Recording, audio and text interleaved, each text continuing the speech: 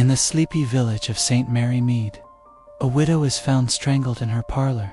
A garish green scarf, tied around her neck, a scarf that doesn't belong to her. Miss Jane Marple, with her sharp eyes and quiet wisdom, unravels a web of secrets. A desperate son drowning in debt, a nervous maid hiding a theft, a gossipy friend who spoke too soon, and a charming lawyer with a deadly motive.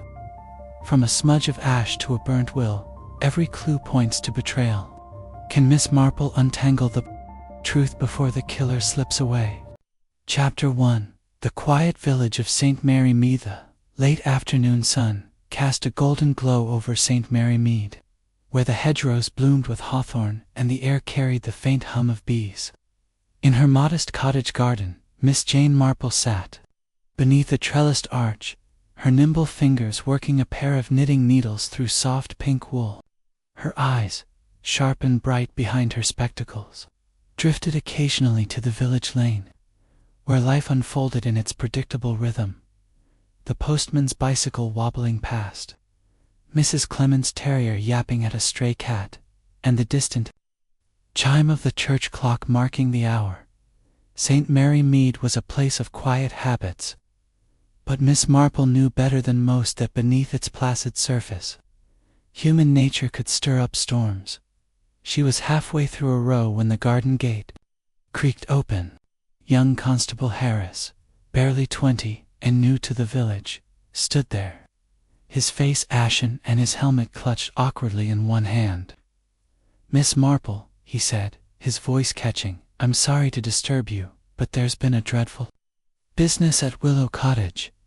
Mrs. Grayson, widow, Grayson, she's been found dead, murdered, they're saying." Miss Marple's needles paused, the pink wool dangling like a delicate thread of thought. "Murdered," she repeated softly, her tone inviting more. She gestured to the wicker chair opposite, but Harris, too agitated, remained standing. "Strangled, ma'am," he said, lowering his voice as if the roses might overhear. "In her own parlor, with a scarf. Inspector Craddock's there now, and he sent for me to fetch you. He says you've a way with these things." Miss Marple's lips twitched in a faint smile, though her eyes held no mirth. She had no official standing, of course, but her reputation in St. Mary Mead and beyond, thanks to a few discreet cases, had earned her the trust of men like Inspector Craddock. She set her knitting in a wicker basket, smoothed her tweed skirt, and rose with the unhurried grace of someone who knew haste rarely solved mysteries. "Tell me what you know, Constable," she said, leading him down the garden path toward the lane. Harris, relieved to unburden himself, spoke quickly. "It happened this afternoon, ma'am. Mrs. Grayson was found by her maid, Mary Tuttle, just after 3 o'clock. She was in her armchair, by the fireplace, with this green silk scarf knotted tight round her neck. Not one of hers, Mary says. There were 4 people in the house earlier today. Her son, Edward Grayson, the maid, Mary, her lawyer, Mr. Finch, and a friend, Mrs. Brent. They're all at the cottage now, waiting for the inspector." Miss Marple nodded, her mind already turning over the names like pieces of a puzzle. Eleanor Grayson had been a widow for a decade, living comfortably on her late husband's modest fortune. She was not the sort to inspire violent hatred, or so the village gossip went. But Miss Marple knew that money and family could kindle darker passions. Edward, the son, was a restless sort, often seen at the Blue Boar with a pint and a scowl. Mary Tuttle, the maid, was a nervous girl, new to service and prone to dropping teacups. Mr. Finch, the lawyer, had a reputation for charm that outstripped his scruples, while Mrs. Brent, Eleanor's friend, was a fixture at every village tea, her tongue as sharp as her needlepoint. They reached Willow Cottage, a charming stone house with ivy clinging to its walls and a garden bursting with late summer blooms. The front door stood ajar, and a small crowd of villagers hovered at a respectful distance, their whispers buzzing like flies. Miss Marple passed them with a polite nod, her eyes catching the anxious glance of Mrs. Price, the vicar's wife. whose appetite for news rivaled her own for solving it. Inside, the parlor was a picture of faded elegance: chintz curtains, a polished mahogany table, and a collection of porcelain shepherdesses on the mantel. Eleanor Grayson sat in a high-backed armchair, her head tilted at an unnatural angle, her face a mask of shock. The green silk scarf, vivid and garish against her somber gray dress, was knotted tightly at her throat. Inspector Craddock, a sturdy man with a no-nonsense air, stood nearby, scribbling in a notebook. He looked up as Miss Marple entered, his expression a mix of relief and resignation. "Miss Marple," he said, tipping his hat, "I hope you'll forgive the summons. This is a nasty business, and I have a feeling your eye for detail might see what we've missed." She inclined her head, stepping closer to the body. The scarf was indeed out of place, its bright hue clashing with the room's muted tones. She noted the untouched tea tray on the sideboard, the cold cup suggesting Eleanor had not expected her end. Her eyes drifted to the fireplace, where a faint smudge of ash marred the otherwise spotless hearth. "Curious," she murmured, almost to herself. Craddock raised an eyebrow. "What's that?" "Oh, nothing yet," she replied lightly, her gaze lingering on the ash. She turned to Harris. "You said 4 people were here today. Have they said anything of note?" Craddock answered instead. "Not much yet. Edward claims he was out most of the day, though he was here this morning. Mary found her mistress and swears she was in the kitchen all afternoon. Finch, the lawyer, says he stopped by to discuss some papers and left before lunch. Mrs. Brent was here for a game of bridge and claims she left Eleanor alive and well. We're still sorting through their stories." Miss Marple nodded, her mind already weaving patterns. She thought of her old friend Mrs. Bantry, whose parlor had once been the scene of a similar tragedy, and how the smallest detailer, misplaced cushion, a smudged glass, had unraveled the honeypot. "I shall want to speak with them all," she said quietly. "Separately, I think." Craddock sighed. "Very well, but I warn you, they're a tight-lipped lot." Miss Marple smiled faintly. "People always have something to say, Inspector, even when they don't know it." She glanced once more at the fireplace, the ash smudge nagging at her like a forgotten name. As she followed Craddock out of the parlor, she felt the familiar stir of curiosity, the quiet thrill of a puzzle waiting to be solved. Chapter 2. The scene of the crime. The late afternoon light filtered through the lace curtains of Willow Cottage, casting delicate patterns across the parlor floor. Miss Jane Marple stood just inside the threshold, her small, neat figure almost lost in the somber grandeur of the room.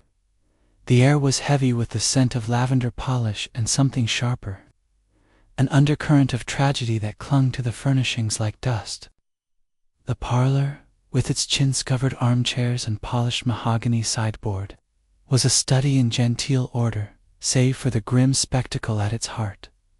Mrs. Eleanor Grayson, slumped in her high-backed chair, her face frozen in a rictus of surprise. A green silk scarf, vivid and incongruous, was knotted tightly around her neck, its ends trailing like an afterthought of violence. Inspector Craddock, a man whose solid build and clipped manner suggested a preference for facts over fancies, stood near the body, conferring with Dr. Haydock, the village physician. The doctor, a wiry man with a perpetually furrowed brow, was packing his medical bag, his examination complete. "Strangulation, no doubt about it," he said, his voice low but carrying in the quiet room. "Death occurred between 2 and 3 this afternoon, I'd wager. No other injuries, but the scarf was pulled tight, required some strength." Miss Marple's eyes, bright and birdlike behind her spectacles, took in the scene with a calm that belied the gravity of the moment. She noted the untouched tea tray on the sideboard, the single cup and saucer pristine, the teapot cold. A small vase of dahlias stood nearby, their petals drooping slightly, as if wilting in sympathy. The fireplace, cold and unlit, drew her attention. Again, the faint smudge of ash on the hearth standing out against the gleaming tiles. She stepped closer, her sensible shoes silent on the rug, and crouched with surprising ease for a woman of her years. The smudge was irregular, a faint scattering of gray that suggested something had been disturbed, perhaps burned. "Find something, Miss Marple?" Craddock asked, his tone a mix of curiosity and skepticism. He had worked with her before, and knew her knack for noticing what others overlooked. But he was not yet convinced this was more than a straightforward case. "Perhaps," she replied, straightening up. "This ash, it's not from a fire, is it? The grate is clean, no sign of recent burning." She gestured to the hearth, where a few logs sat untouched, their bark pristine. Craddock frowned, peering at the smudge. "Could be from a cigarette, I suppose, or someone cleaning the grate earlier. I'll have it noted." He jotted something in his notebook, though his expression suggested he thought it trivial. Miss Marple said nothing, but her mind was already turning over possibilities. She recalled a case years ago in St. Mary Mead, when a speck of soot on a letter had led her to a blackmailer. Small things, she knew, often hid large truths. The parlor door opened, and Constable Harris ushered in the 4 individuals who had been in the house that day. They stood awkwardly, a tableau of unease. Edward Grayson, the widow's son, his lanky frame slouched and his eyes darting. Mary Tuttle, the maid, clutching her apron as if it were a shield. Mr. Lionel Finch, the lawyer, whose polished demeanor seemed only slightly ruffled. And Mrs. Clara Brent, Eleanor's friend, her stout figure bristling with nervous energy. Each avoided looking at the body, though their glances flickered toward it, drawn by morbid curiosity. Craddock cleared his throat. "Right then. We'll need statements from each of you. Miss Marple, if you've any questions, I'd be glad of your insight." His tone was polite, but carried a hint of challenge, as if daring her to find something he had missed. Miss Marple smiled faintly, her hands folded neatly in front of her. "I shall listen for now, Inspector. People are so very revealing when they speak." She settled into a chair near the window, her knitting basket at her feet, though she made no move to retrieve it. Instead, she observed the group, her gaze as gentle and unrelenting as a winter sun. Craddock began with Edward Grayson, who shifted uncomfortably under the scrutiny. "Mr. Grayson, you were here this morning, correct? What time did you leave, and where did you go?" Edward ran a hand through his disheveled hair, his jaw tight. "I was here until about 11, I suppose. Had a row with Mother, nothing serious, just the usual. She wanted me to take a job at the bank, but I've got plans of my own. I left for the Blue Boar, stayed there until Mary came running in, saying Mother was dead." His voice cracked on the last word, but his eyes were dry, and Miss Marple noted the way his fingers twisted the cuff of his worn jacket. "The Blue Boar," Craddock repeated, making a note. "Anyone see you there?" "The barman, Tom Willis, for one," Edward said quickly, "and a few others, I expect." It was crowded. Miss Marple tilted her head slightly, her mind conjuring the image of her nephew's friend, young Tommy, who had once claimed an alibi at a pub only to be undone by a barmaid's memory of his absence. "And what was the nature of your disagreement with your mother, Mr. Grayson?" she asked, her voice soft but precise. Edward's eyes flicked to her, wary. "Money, mostly. She thought I was wasting my time, wanted me to settle down. I told her I'd manage my own affairs." He looked away, his expression sullen. Craddock moved on to Mary Tuttle, who seemed to shrink under his gaze. "Miss Tuttle, you found Mrs. Grayson. Tell us exactly what happened." Mary's hands twisted in her apron, and Miss Marple noticed a faint bulge in the Paquita shape that might have been an earring or a small trinket. "I was in the kitchen, sir, polishing the silver," Mary said, her voice barely above a whisper. "It was just after 3, and I came in to clear the tea things. That's when I saw her, sitting there, like that." She gestured vaguely toward the body, her eyes filling with tears. I screamed and ran for help. You didn't touch anything, Craddock pressed. No, sir, Mary said, too quickly. I didn't go near her, I just ran. Miss Marple's lips pursed slightly. She thought of a maid in her youth, a girl named Annie who had lied about a broken vase to avoid trouble, only to reveal a greater secret under gentle questioning. Mary's trembling suggested more than shock, but Miss Marple said nothing, merely noting the girl's flushed cheeks and the way her eyes avoided the scarf. Mr. Lionel Finch was next, his smooth voice and immaculate suit a stark contrast to the room's grim atmosphere. I visited Mrs. Grayson this morning to discuss some legal matters, he said, his tone as polished as his cufflinks. A routine check on her investments, nothing out of the ordinary. I left around noon, as I had another appointment. And Mrs. Grayson was in good spirits? Craddock asked. Quite, Finch replied, his smile practiced. She was her usual self, gracious, composed. We spoke of her plans for the garden, as I recall. Miss Marple's eyes narrowed slightly. She remembered a solicitor in St. Mary Mead, a man whose charm had masked a penchant for overcharging clients. Finch's ease seemed calculated, and she wondered what legal matters he had discussed. Did Mrs. Grayson mention her will, Mr. Finch? She asked, her tone as mild as a summer breeze. Finch's smile faltered for a fraction of a second.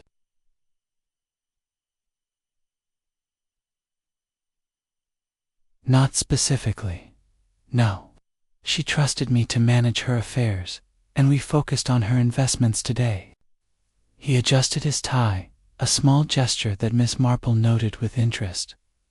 Finally, Craddock turned to Mrs. Clara Brent, who stood with her arms crossed, her broad face flushed with indignation. This is a terrible thing, Inspector, she said. Before he could ask a question, Eleanor was my dearest friend, and to think someone could do this in her own home. I was here for bridge this morning, as I often was. We played a few hands, had tea, and I left around 1 o'clock. She was perfectly fine when I said goodbye. Did she seem worried or upset about anything? Craddock asked. Clara hesitated, her eyes flickering toward the others. Well, she was a bit distracted, perhaps. Said something about needing to make changes, but she didn't elaborate. Eleanor could be private that way. Miss Marple leaned forward slightly, her hands still folded. Changes, Mrs. Brent. To what do you think? Her voice was gentle, but there was a steel beneath it that made Clara shift uncomfortably. Oh, I don't know, Clara said, waving a hand. Her will, perhaps, or her garden plans. She was always fussing over something. Her laugh was forced, and Miss Marple noted the way her fingers tightened on her handbag. Craddock dismissed the group, instructing them to remain in the village for further questioning. As they filed out, Miss Marple lingered in the parlor, her gaze returning to the fireplace. She knelt again, her fingers brushing the hearth where the ash smudge lay.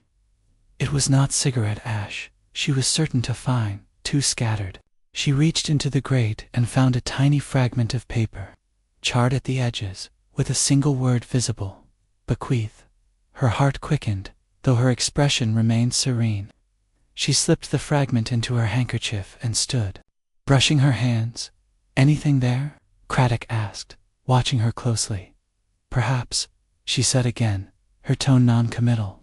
Inspector, might I suggest checking the scarf's origin? It's quite distinctive, not at all in keeping with Mrs. Grayson's taste. She gestured to the green silk, its vibrant hue jarring against the widow's somber attire. Craddock nodded, though his expression suggested he thought it a minor detail. We'll look into it. Harris bagged the scarf, for evidence. He turned back to Miss Marple. You think it's significant, don't you? Miss Marple smiled faintly. Everything is significant until proven otherwise, Inspector. I once knew a woman in St. Mary Mead whose choice of hatpin revealed a murderer. Small things, you see, can tell such large stories. She stepped toward the window, looking out at the garden, where dusk was settling over the dahlias. The four suspects had scattered, Edward to the kitchen, Mary to her chores, Finch to his car, and Clara to the lane, where she was already whispering to Mrs. Price. Miss Marple's mind was a whirl of impressions: Edward's sullenness, Mary's trembling, Finch's polish, Clara's nerves. Each was a thread in a tapestry not yet woven. But the scarf and the ash were the first stitches. As she left the parlor, she paused by the tea tray, noting a faint chip on the teacup's rim, barely visible. It was the kind of detail no one else would notice, but to Miss Marple, it was a whisper of something amiss. She thought of her old friend Mrs. Bantry, whose chipped teapot had once hinted at a visitor's haste. "We shall see," she murmured, stepping into the evening air, where the village of St. Mary Mead lay quiet, its secrets buried but not beyond her reach. Chapter 3. The sun's burden. The morning mist hung low over St. Mary Mead, veiling the village in a gossamer shroud that softened the outlines of its thatched cottages and ancient yews.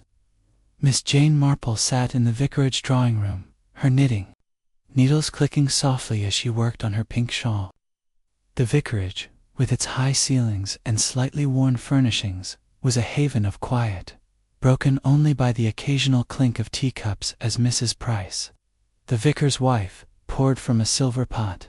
The invitation to tea had been a pretext, for Mrs. Price's appetite for village news was as keen as her scones were renowned, and Miss Marple knew the conversation would soon turn to the tragedy at Willow Cottage. Mrs. Price, a plump woman with a sharp eye and a sharper tongue, wasted no time. "It's dreadful, Jane, simply dreadful," she said, passing a plate of biscuits. "Poor Eleanor Grayson, strangled in her own parlor. And that son of hers, Edward. Well, I'm not one to speak ill, but he's always been a disappointment. Hasn't he? Loitering at the Blue Boar, spending money he hasn't got. I heard he and Eleanor had a fearful row the morning she died." Miss Marple's needles paused, her eyes lifting with mild interest. "A row, you say?" Her voice was gentle, inviting confidence without seeming to pry. She thought of her nephew Raymond's friend, a young man whose quarrels with his father had masked a deeper discontent. "What was it about, do you know?" Mrs. Price leaned forward, her voice dropping to a conspiratorial whisper. "Money, of course. Eleanor wanted him to settle down, take a proper job perhaps at Mr. Finch's office, or even the bank in Much Benham. But Edward had other ideas. Wanted her to sell Willow Cottage, if you can believe it. Said he needed capital for some venture in London. Eleanor wouldn't hear of it. Said the cottage was her home, and she'd not part with it for his fool schemes." Miss Marple nodded, her mind sifting through the information. Edward Grayson, at 30, was a man adrift, his boyish charm soured by years of idleness. She had seen him in the village, his lanky frame slouched against the pub's wall, his eyes shadowed with resentment. He reminded her of young Gerald, a gardener's son from her youth, who had turned to theft when his ambitions outstripped his means. "And was Edward often at odds with his mother?" she asked, her tone as casual as if she were inquiring about the weather. "Oh, constantly," Mrs. Price replied, warming to her theme. "Eleanor doted on him, of course, but she wasn't blind to his faults. Last week at the Women's Institute, she told me she was worried he'd fallen in with a bad lot, card sharps or worse, from the city. She even mentioned cutting his allowance, though I doubt she had the heart to do it." Miss Marple set her knitting aside, her fingers resting lightly on the arm of her chair. "A mother's love can be a heavy burden," she murmured, thinking of a widow in St. Mary Mead who had shielded her son's misdeeds until they led to ruin. Did Eleanor ever speak of her will? A young man in Edward's position might be anxious about his future. Mrs. Price's eyes widened, sensing a juicy tidbit.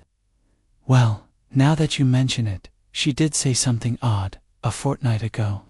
We were arranging flowers for the church, and she mentioned wanting to set things right for Edward. I assumed she meant leaving him the cottage, but she was vague. You don't think? She trailed off, her hand fluttering to her throat. I think very little, yet, Miss Marple said with a small smile, though her mind was already weaving threads. A son in debt, a mother with property, a quarrel on the day of her death. Pattern was familiar, yet incomplete. She recalled a case in her youth where a young man's desperation had led to a forged check. Not murder, but the stakes here were higher.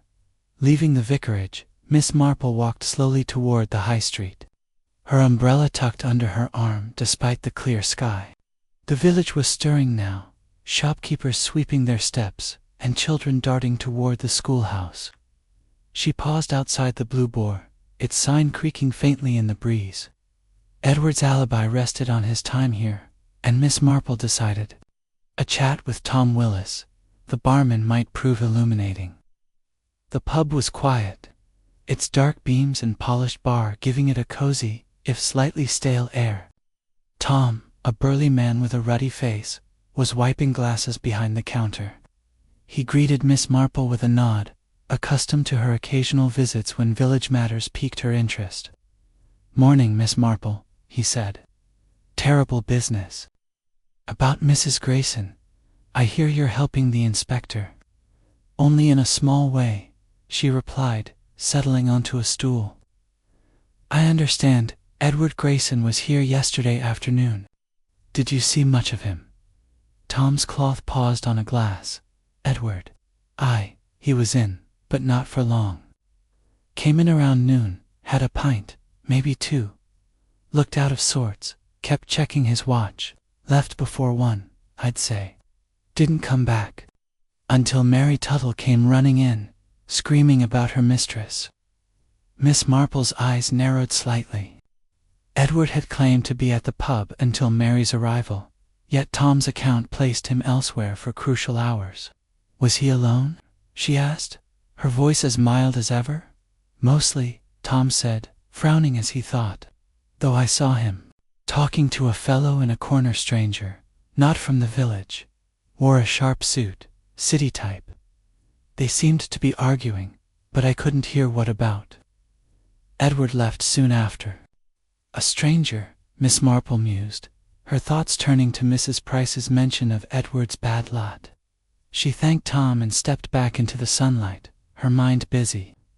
Edward's debts, his quarrel with his mother, and now a mysterious stranger suggested a motive, but murder required more than desperation. She thought of the green scarf, its vibrant hue so alien in Eleanor's muted parlor, and the ash smudge on the hearth. Edward's hands, rough from occasional work, didn't seem suited to the delicate knot she'd observed. Still, she would not rule him out. Her next stop was the post office, where Miss Hartnell, a spinster with a nose for gossip, was sorting letters. Miss Marple, under the guise of buying stamps, steered the conversation to Edward. "Such a shame." "About Mrs. Grayson," she said, her tone sympathetic. "I suppose Edward will be quite lost without her." Miss Hartnell snorted, her pince-nez glinting.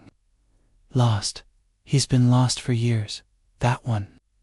Always borrowing money, never paying it back. I heard from Mrs. Wimpole that he owes half the village. Tried to get a loan from her husband last month. Bold as brass. And there's talk he's been seen with some shady types at the station, coming and going from London." Miss Marple nodded, her expression one of polite concern. "Young men can be reckless," she said, thinking of a cousin's son who had fallen into gambling debts, only to be saved by a stern uncle. "Did Mrs. Grayson ever mention his troubles?" "Not directly," Miss Hartnell admitted, "but she was at her wit's end. Said once she wished she could lock up her money to keep it from him. I reckon she was afraid he'd sell the cottage out from under her." As Miss Marple left the post office, she felt the pieces of the puzzle shifting. Edward's financial straits were clear, and his alibi was crumbling. Yet something in his demeanor at the cottage, his sullen grief, the way his hands shook suggested a complexity beyond greed. She recalled a young man in St. Mary Mead, who had stolen to pay a debt, only to weep at his mother's bedside when she fell ill. Edward might be desperate, but was he a murderer? She decided to visit Willow Cottage again, hoping to speak with Mary Tuttle. The maid had been too nervous yesterday, her answers to pat. As Miss Marple approached the cottage, she saw Edward in the garden, pacing near the dahlias, his cigarette sending a thin curl of smoke into the air. He didn't notice her, his attention fixed on the ground, and she observed him quietly. His face was drawn, his eyes red-rimmed, but whether from sorrow or guilt, she could not yet tell. Slipping past him, she knocked softly on the kitchen door. Mary answered, her face pale and her apron slightly askew. "Oh, Miss Marple," she said, startled. "I didn't expect. Can I get you tea?" "No, thank you, my dear," Miss Marple said, stepping inside. The kitchen was tidy, its copper pans gleaming, but a faint air of disarray lingered, perhaps from Mary's shaken state. "I only wanted a word. You must be dreadfully upset." "About Mrs. Grayson?" Mary's eyes filled, and she nodded. "She was kind to me, ma'am. I can't believe she's gone." "You saw Edward here yesterday, didn't you?" Miss Marple asked gently. "Before you found her, I mean." Mary hesitated, her fingers twisting a dishcloth. "He was in and out, ma'am. I heard him shouting at her in the morning, about money, I think, but he left soon after. I didn't see him again until after." Miss Marple noted the pause, the way Mary's eyes flicked to the side. "And the scarf, Mary," she said, her voice soft but firm. "You said it wasn't Mrs. Grayson's. Are you quite sure?" Mary's cheeks flushed. I don't know, ma'am. It didn't look like hers. She liked plain things, not bright colors like that."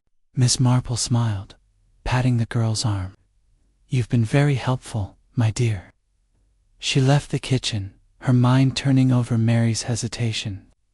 The maid knew something, she was certain, just as she was certain Edward's story was fraying at the edges. As she walked back to her cottage, the village clock chimed noon, and she felt the weight of the mystery settling around her.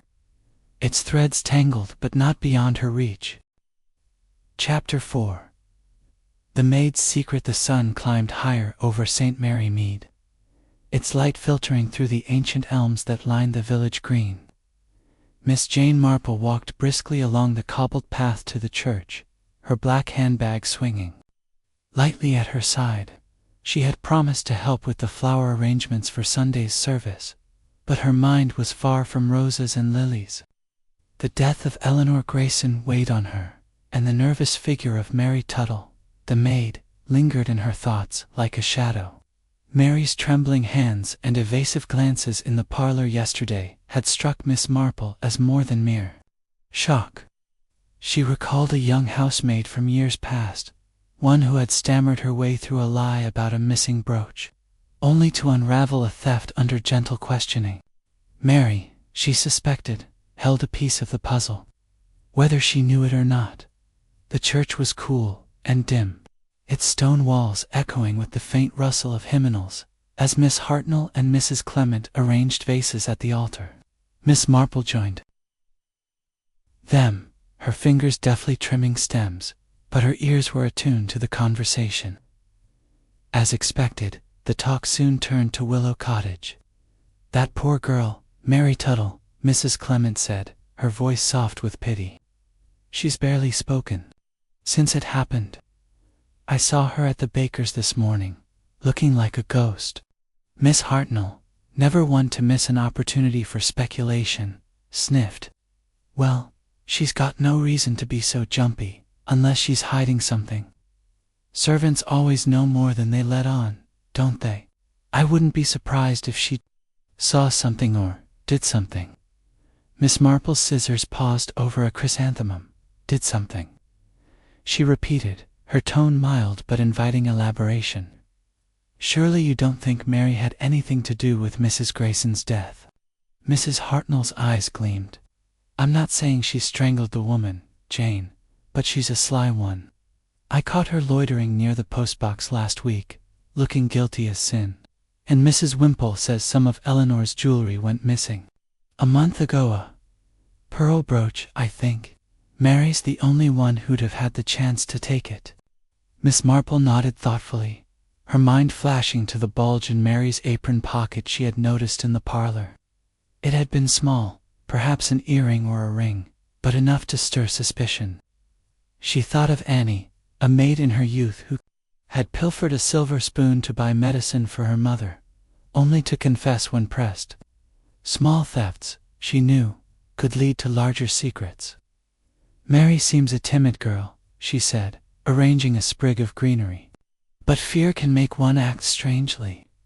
Did Mrs. Grayson ever mention trouble with her? Not to me, Mrs. Clement admitted, but Eleanor was soft-hearted. She'd have kept Mary on, even if she suspected her. Always said the girl had nowhere else to go. Leaving the church, Miss Marple decided to visit Willow Cottage again, hoping to catch Mary alone.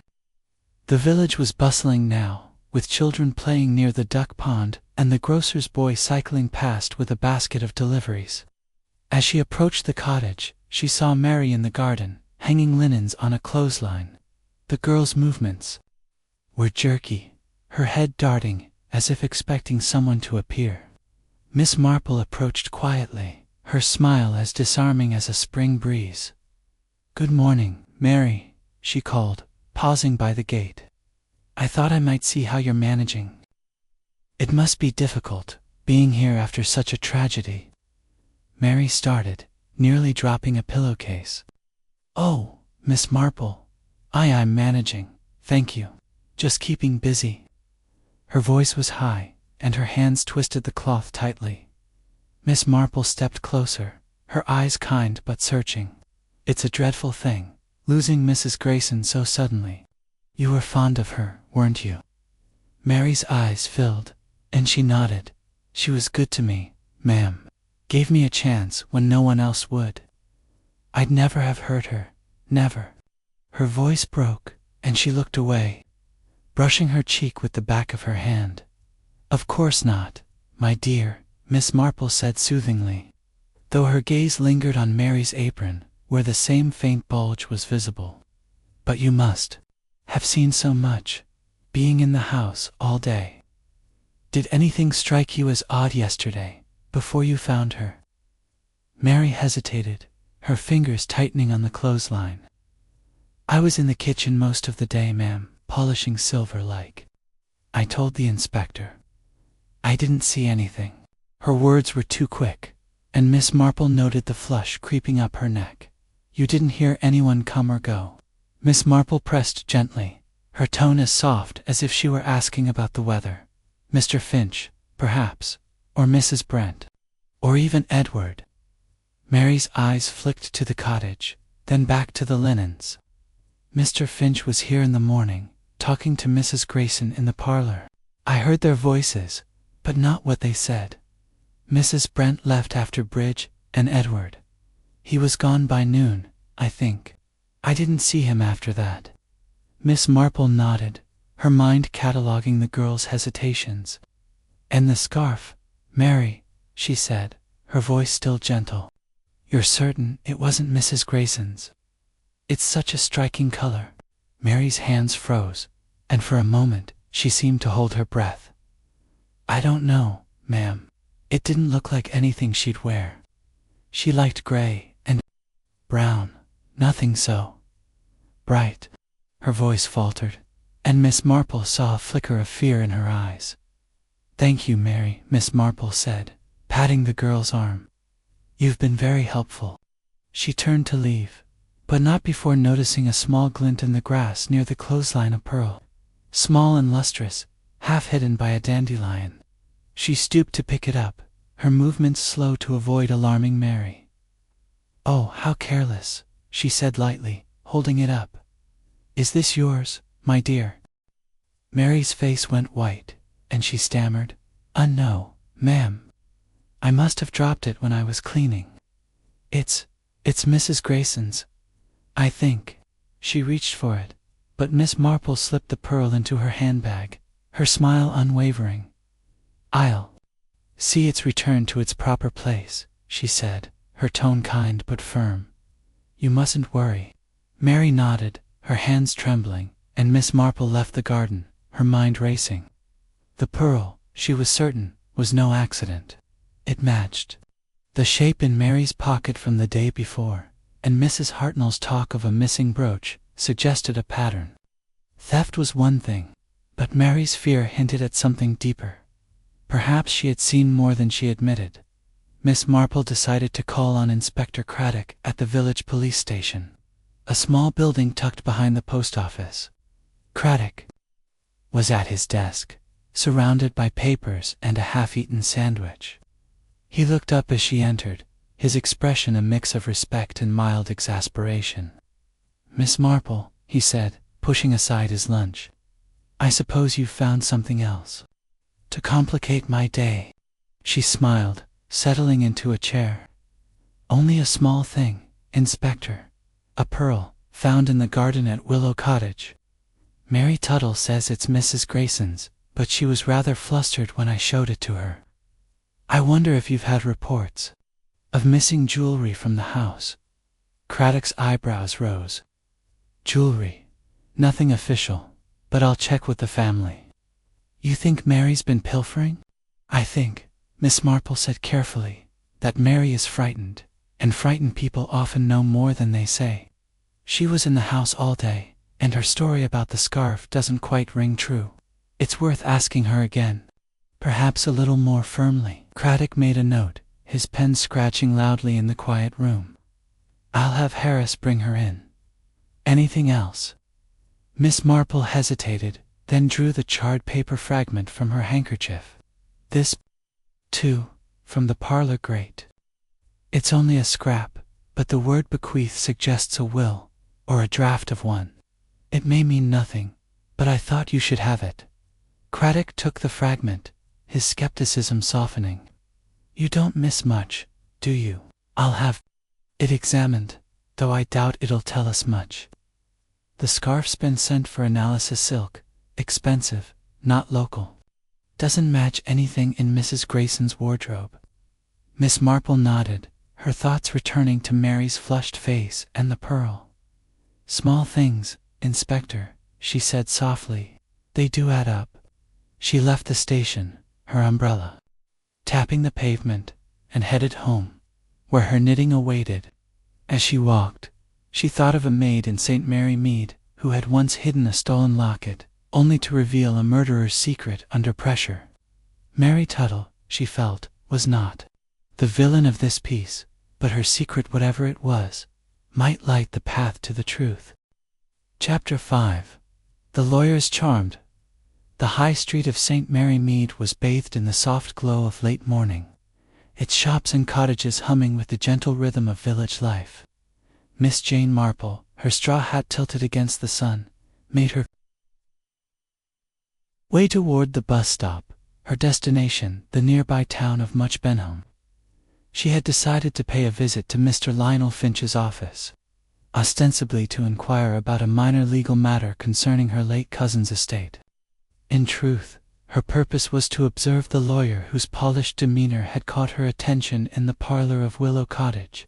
His smooth answers and easy charm reminded her of a curate she had known in her youth, whose honeyed words had masked a penchant for petty fraud. Charm, Miss Marple knew, could be as dangerous as a blade. The bus to Much Benham was a rattling affair, its seats worn but comfortable. Miss Marple sat by the window, her knitting in her lap, though her needles remained still as she watched the countryside roll by fields of grazing sheep, hedgerows bursting with blackberries, and the occasional glimpse of a manor house nestled among oaks. Her thoughts, however, were fixed on Mr. Finch. His claim of a routine visit to Eleanor Grayson on the day of her death had been delivered with practiced ease, but the green silk scarf, its vibrant hue so out of place in Eleanor's muted parlor, nagged at her. She wondered if Finch's polished exterior hid a motive as vivid as that scarf. Much Benham was a bustling market town, its high street lined with shops and a small square where farmers sold their wares.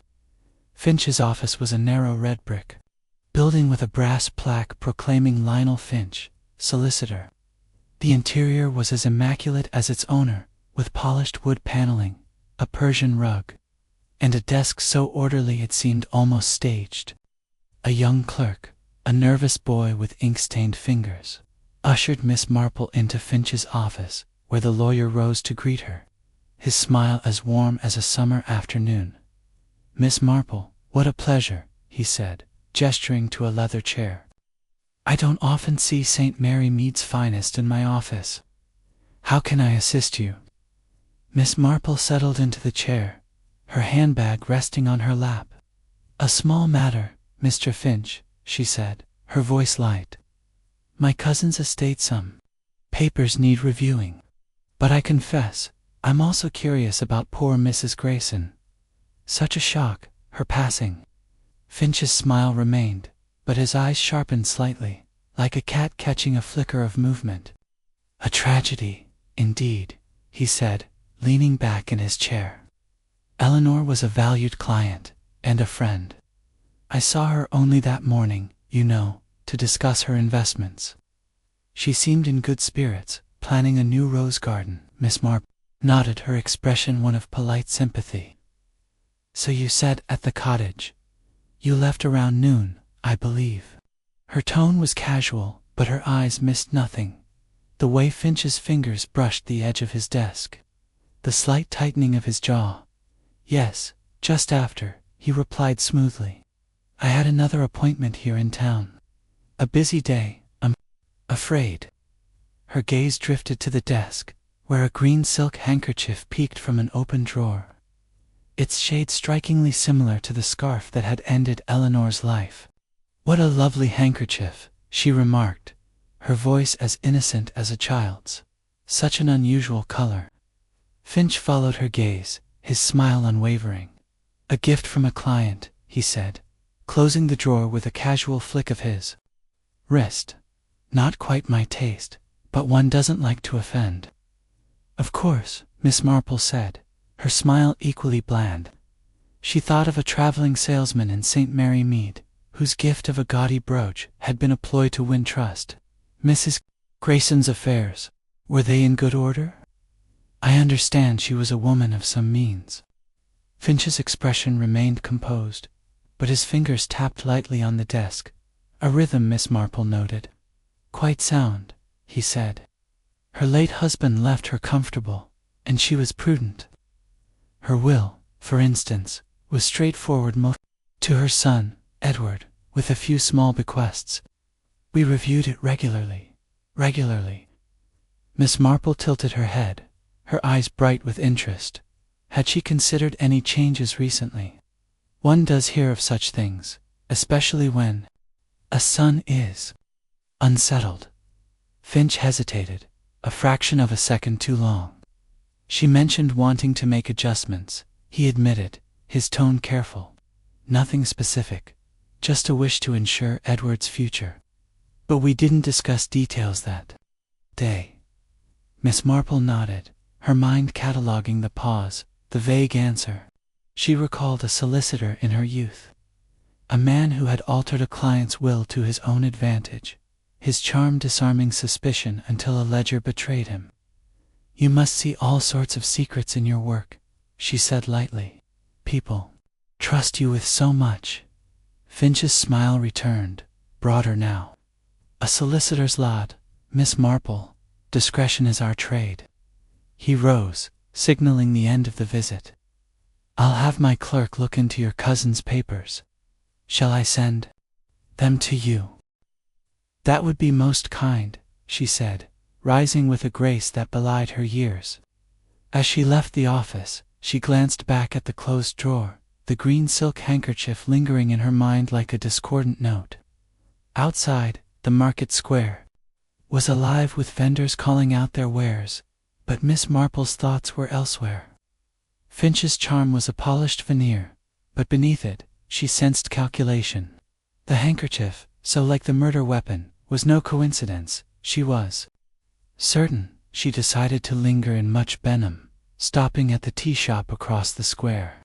The Rose and Crown was a cozy establishment, its tables crowded with locals, and the air thick with the scent of scones. Miss Marple chose a seat by the window, where she could watch the street, and ordered a pot of Earl Grey. As she sipped, she overheard two women at the next table discussing Finch. "Always so charming," one said, a widow with a feathered hat. "Helped me with my husband's estate. Never a penny out of place. But expensive," the other countered, her voice low. "And I heard Mrs. Grayson wasn't happy with him lately. My cousin's friend said she caught him overcharging for some documents last month." Miss Marple's cup paused at her lips. She thought of a vicar's wife in St. Mary Mead, whose trust in a solicitor had cost her dearly until a misplaced receipt revealed the truth. Overcharging was a small sin, but it could point to larger ones. She made a mental note to ask Inspector Craddock about Finch's financial dealings with Eleanor. As she finished her tea, she noticed a young man loitering near Finch's office, his sharp suit and city manner marking him as out of place. He reminded her of the stranger Tom Willis had seen with Edward at the Blue Boar. She watched as he glanced at the office door, then slipped down an alley, his movements furtive. Miss Marple's eyes narrowed. She recalled a case where a stranger's presence in a village had signaled a plot far beyond its borders. Was this man connected to Finch, or to Edward's debts? She resolved to mention him to Craddock. Returning to St. Mary Mead on the afternoon bus, Miss Marple sat with her knitting, though her needles moved slowly, her mind elsewhere. Finch's office, with its meticulous order and that telltale handkerchief, had given her much to ponder. His admission that Eleanor planned to adjust her will was a thread she could not ignore, nor could she dismiss the possibility that his charm concealed a motive. She thought of the ash smudge in the parlor, the charred fragment with bequeath scrawled upon it.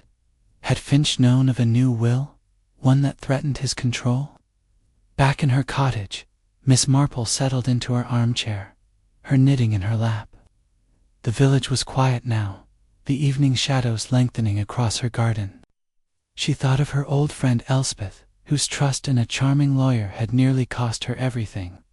Finch, she suspected, was no mere bystander in Eleanor Grayson's death. The green scarf, the burnt paper, his two smooth answers, they were pieces of a pattern, and Miss Marple was determined to trace its outline before another thread unraveled. Chapter 6. The friends gossiped. The soft patter of rain began to fall over St. Mary Mead, draping the village in a gentle mist that blurred the edges of its thatched roofs and stone walls. Miss Jane Marple sat in her cozy sitting room, the fire casting a warm glow over her collection of Wedgwood china and the half-finished pink shawl in her lap. She had invited Mrs. Clara Brent for tea, ostensibly to discuss the upcoming church fete. But her true purpose was to probe the widow's friend, whose nervous demeanor in the parlor of Willow Cottage had piqued her curiosity. Clara's quick tongue and penchant for gossip were well known in the village, and Miss Marple suspected she held insights into Eleanor Grayson's final hours.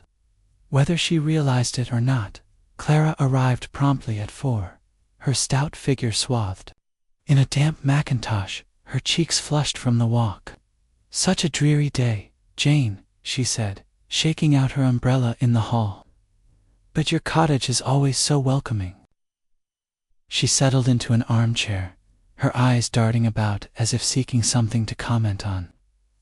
A habit Miss Marple had observed in those who thrived on the village's undercurrents, over tea and seed cake. Miss Marple steered the conversation with the ease of a seasoned gardener tending delicate blooms. "The fete will be quite the event," she began, passing the sugar bowl. "But I confess, my thoughts keep returning to poor Eleanor Grayson. You were such close friends. It must be a terrible loss." Clara's teacup rattled slightly in its saucer. "Oh, dreadful, simply dreadful," she said, her voice a shade too loud.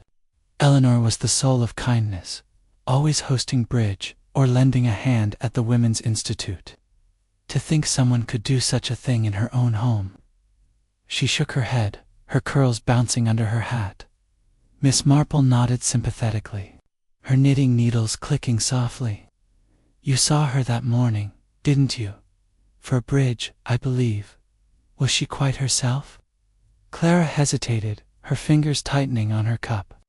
Well, she was a bit off, if I'm honest. Not ill, mind you, but distracted, kept misdealing the cards, which wasn't like her. She said something about needing to settle matters, but when I asked, she just laughed and changed the subject. Clara's eyes flicked to Miss Marple, then away, as if regretting her words. Settle matters, Miss Marple repeated, her tone as gentle as the rain outside. That sounds important. Did she mention what sort of matters? She thought of her old friend Elspeth, whose vague talk of sorting things out had preceded a betrayal by a trusted confidant. Clara shifted in her seat, smoothing her skirt. Oh, you know, Eleanor never one for details. I thought perhaps it was about Edward, her son. He's been such a trial, always after her money, or maybe her will. She did say once she wanted to make sure things were fair, whatever that meant. Miss Marple's needles paused, her eyes bright behind her spectacles. Her will, she mused, as if the thought had just occurred to her. I suppose she discussed such things with Mr. Finch. Did she ever mention him to you?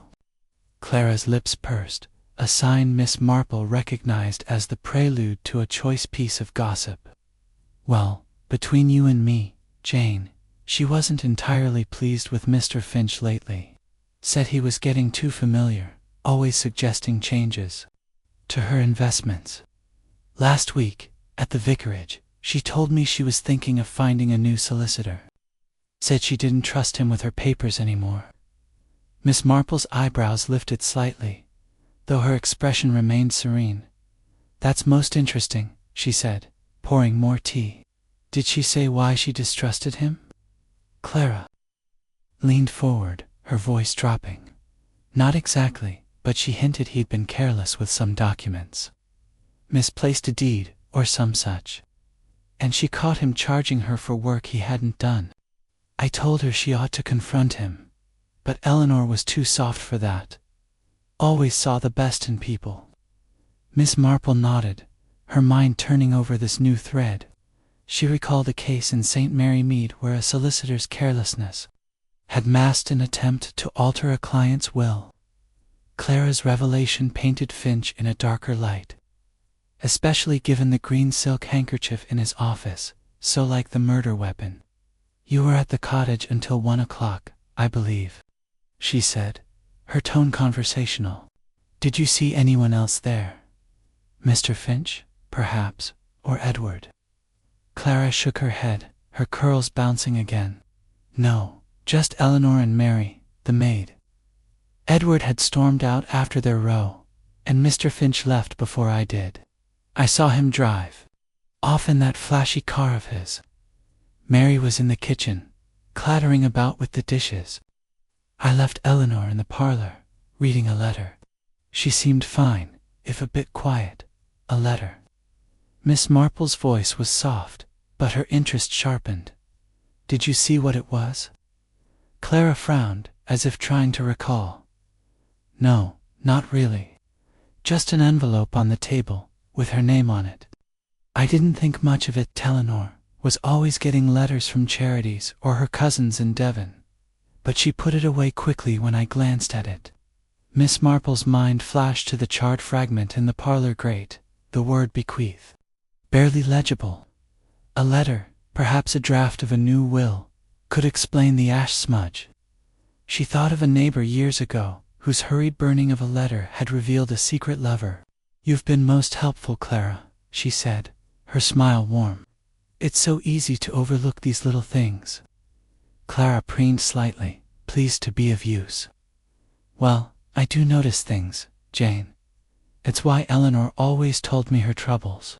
Not that I'd repeat them, of course, except to you. Of course Miss Marple agreed, though she knew Clara's discretion was as reliable as a sieve. As she saw her guest to the door, she noted the rain had stopped, leaving the garden glistening. Do take care, Clara. And if you remember anything else about that letter, you'll let me know. Clara nodded, pulling on her mackintosh. I will, Jane. It's all so dreadful, isn't it? She hurried off, her umbrella bobbing down the Miss Marple returned to her armchair, her knitting untouched as she pondered Clara's words. The letter intrigued her, as did Eleanor's distrust of Finch. Clara's gossip, though often embellished, had a kernel of truth, and Miss Marple suspected Eleanor's unease about her solicitor was no idle complaint. She thought of the green scarf, the handkerchief in Finch's office, and now this hint of a letter. Were they connected, or was she weaving a pattern where none existed? Deciding to share her thoughts with Inspector Craddock, she donned her coat and walked to the police station. The village was quiet now, the air fresh with the scent of wet earth. Craddock was at his desk, surrounded by reports, his expression one of weary determination. "Miss Marple," he greeted, setting aside a file. "I was just about to send for you. We've had the scarf analyzed, fine silk, imported, not sold locally. Doesn't match anything in Mrs. Grayson's wardrobe." Miss Marple nodded, settling into a chair. "That's as I thought, Inspector. It's not the sort of thing Eleanor would own. I've just had tea with Mrs. Brent, and she mentioned something curious. Eleanor was reading a letter that morning, one she put away quickly, and she was displeased with Mr. Finch, suspected him of mishandling her affairs. It's possible she was planning to change her solicitor, her will." Craddock's eyebrows rose. "A letter. We didn't find any in the parlor, except some bills and a charity circular. And Finchwell, he's been cooperative, but I'll dig into his dealings with her." "You think the letter's connected to that burnt scrap you found?" "Perhaps," Miss Marple said, her voice soft. "It may be nothing, but I've known letters to cause a great deal of trouble. I'd also suggest asking Clara about that morning again. She notices more than she realizes, and she may recall something about the letter's appearance." Jotted a note, his expression thoughtful. "You've a knack for this, Miss Marple. I'll have Harris speak to her tomorrow. Anything else?" Miss Marple hesitated, then mentioned the stranger she'd seen in Much Benham, loitering near Finch's office. "He may be nothing to do with it," she said, "but he seemed out of place. It might be worth checking if Mr. Finch or Edward had any unusual visitors." Craddock nodded, adding it to his list. "I'll look into it. You're keeping me busy, Miss Marple." She smiled faintly. "Murder is a busy business, Inspector." As she left the station, the village clock chimed 5, and the sky was clearing, a faint rainbow arching over the church spire.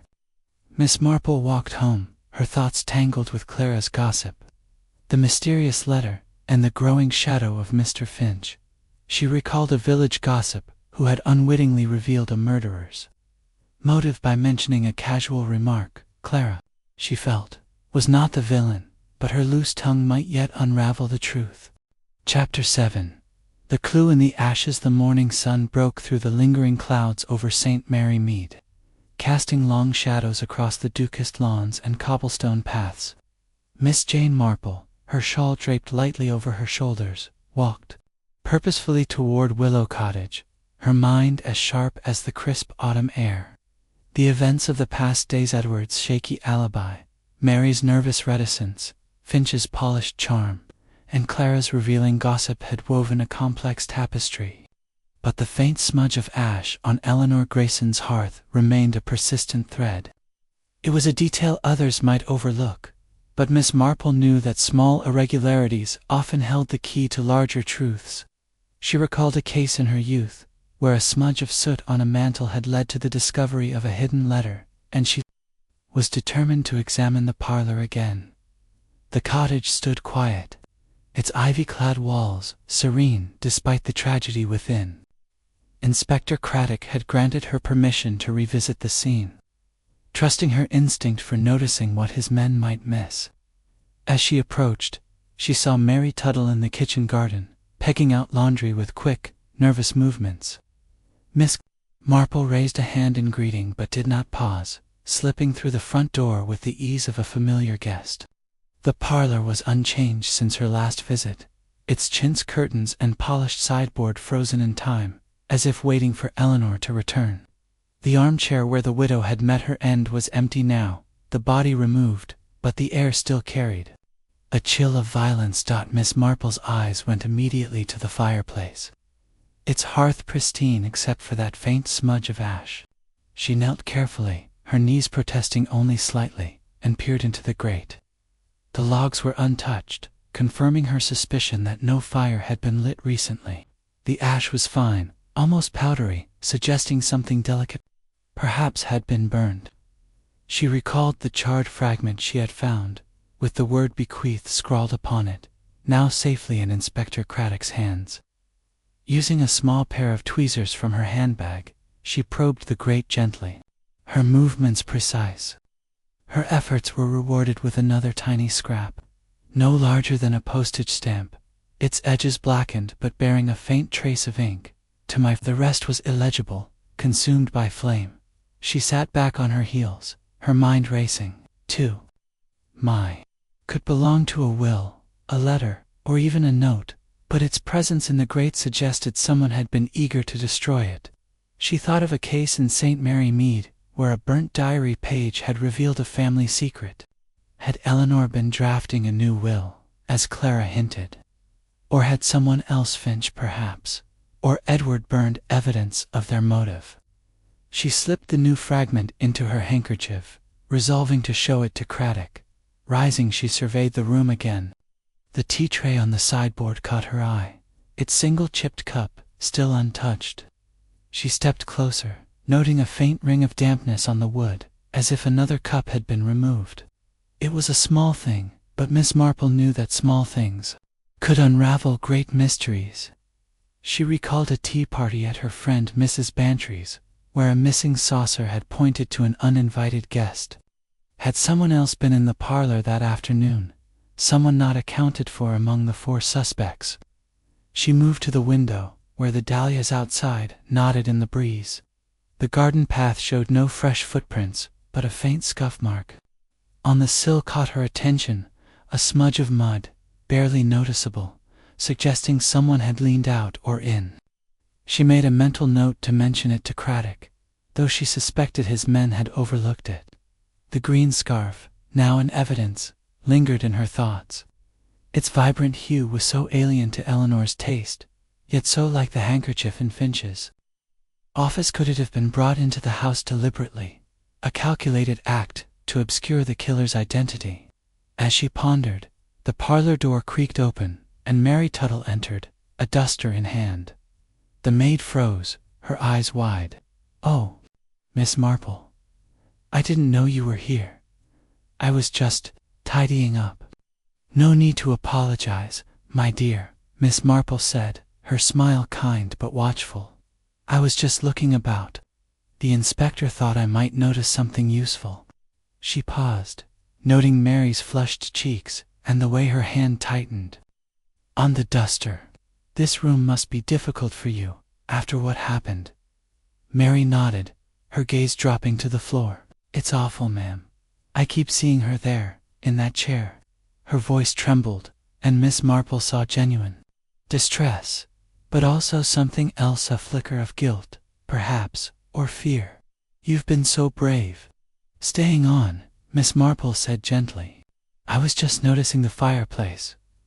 It's very clean, isn't it? Almost no ash, except that little smudge.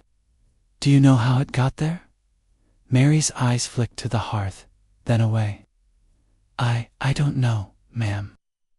I swept it out that morning, like always.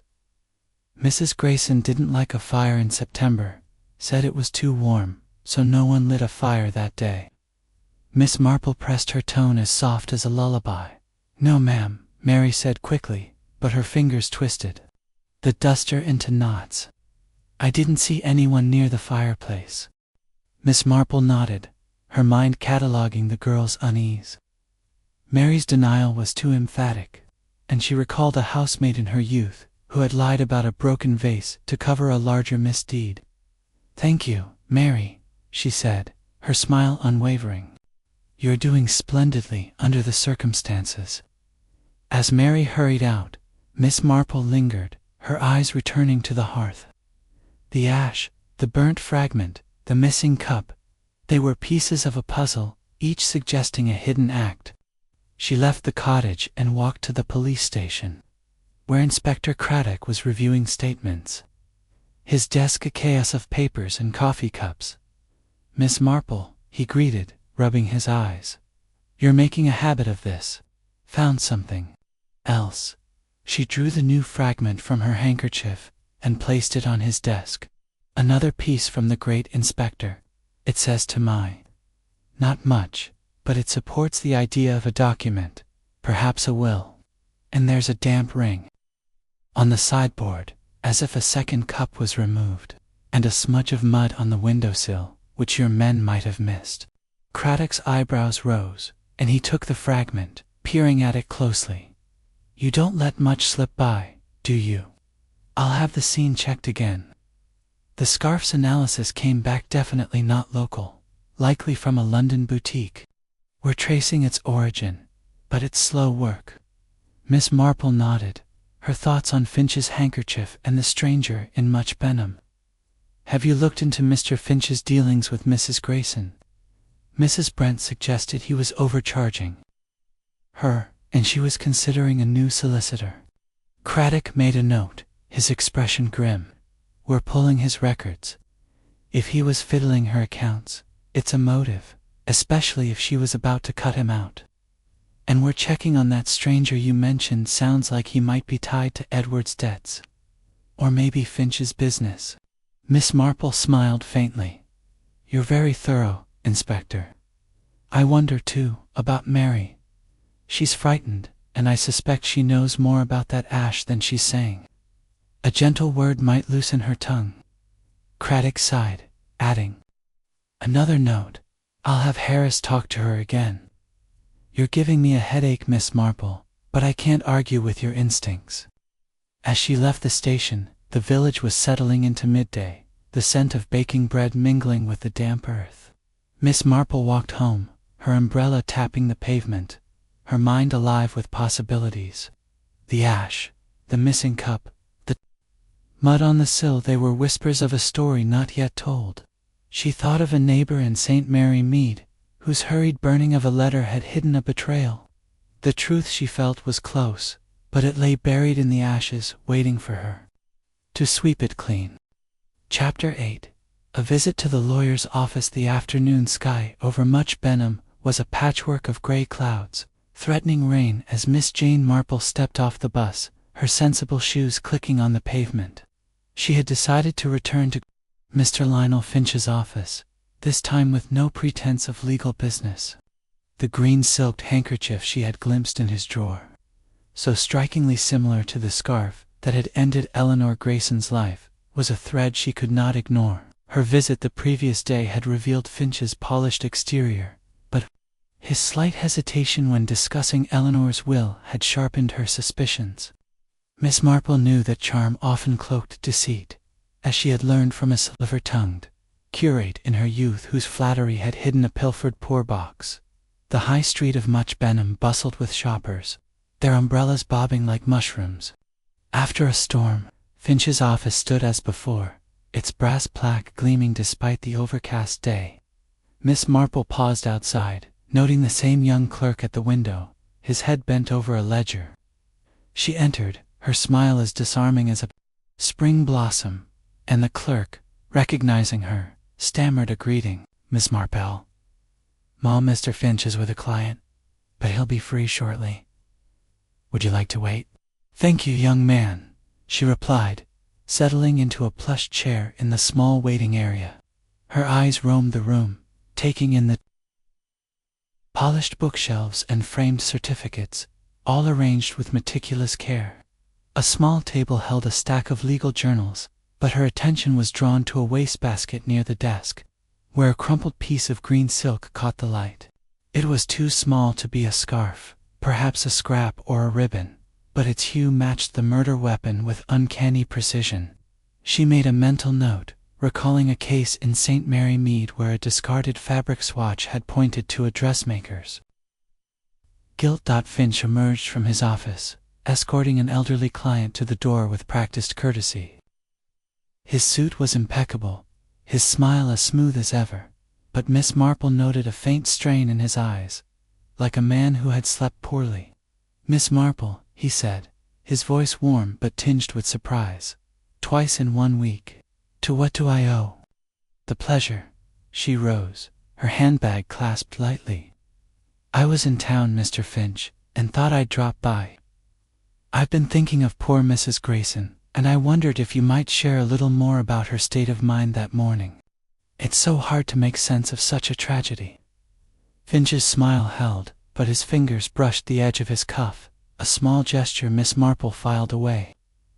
"Of course," he said, ushering her into his office. "Anything to help, please. Sit."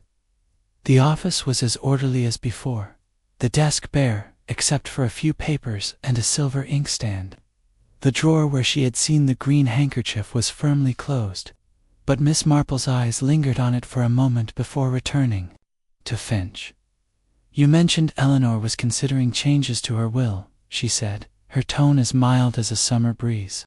"Did she give any hint of what those changes might be?" Finch leaned back in his chair, his hands folded neatly. "Nothing specific, I'm afraid. She was concerned about Edward, naturally wanted to ensure he was provided for, but in a way that wouldn't encourage his reckless tendencies. We discussed setting up a trust, perhaps, but it was all preliminary." Miss Marple nodded, her expression one of polite interest. "A trust," she repeated. "That would require careful management, I suppose. You must have been close to her affairs, handling so much of her business." Finch's smile tightened. "Just a fraction. I like to think I served her well," he said. "Eleanor trusted me to keep her investments sound. She was a prudent woman, not one for rash decisions. Yet she was unhappy with you, wasn't she?" Miss Marple's voice was gentle, but her eyes were sharp behind her spectacles. "Mrs. Brent mentioned Eleanor suspected you of overcharging, perhaps even misplacing documents. That must have been distressing for you." Finch's composure flickered, his fingers tapping once on the desk before stilling. "Clara Brent does love her gossip," he said, his tone light but edged. "Eleanor and I had a minor misunderstanding about some fees, but it was resolved. She was quite satisfied. When I saw her last," Miss Marple tilted her head, her smile unwavering, "I'm sure she was. And yet, she spoke of finding a new solicitor. It's curious, isn't it, how such small misunderstandings can grow?" She paused, letting the silence settle, and noticed a faint flush on Finch's neck. She thought of a solicitor in her youth, whose misunderstandings had led to a client's ruin, exposed by a misplaced invoice. Finch cleared his throat, adjusting his tie. "Eleanor was free to choose her advisers," he said, his voice smooth again, "but she valued my counsel. I left her in good spirits that morning, as I told the inspector." "Yes, the morning of her death," Miss Marple said, her tone still soft. "You left before Mrs. Brent, I believe. Did you notice anything unusual as you departed? A visitor, perhaps, or something out of place?" Finch shook his head, his smile returning. "Nothing at all. The cottage was quiet.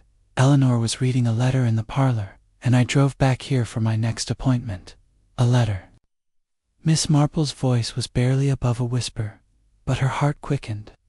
Clara had mentioned a letter, too, one Eleanor had put away quickly. "Did you see what it was?" Finch shrugged, his nonchalance a touch too studied.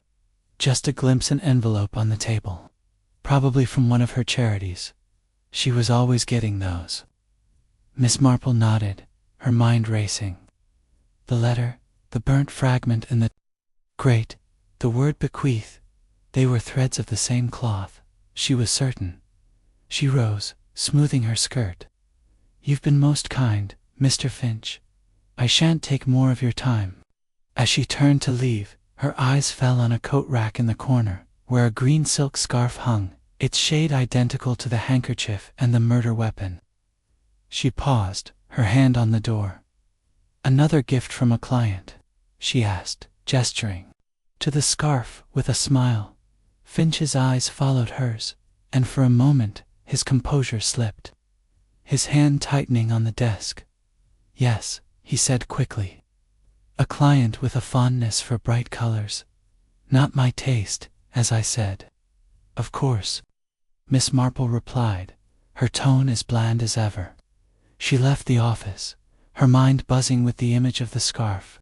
It was too precise a match to be coincidence, and Finch's reaction had been telling. She recalled a case in St. Mary Mead, where a tailor's gift of a silk tie had linked him to a crime. Finch's office, with its green silk and guarded answers, was a treasure trove of clues.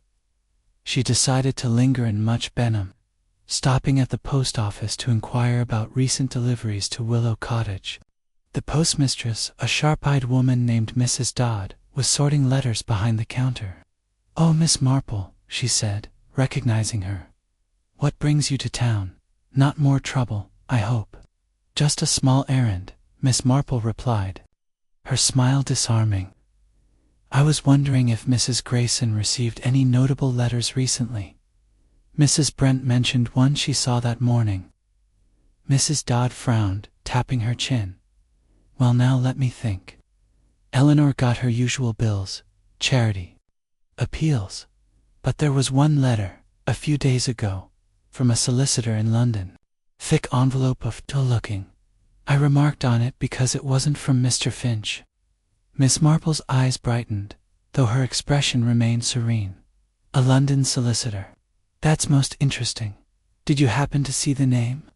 Mrs. Dodd shook her head. "Can't say I did. But it was delivered to the cottage, not collected.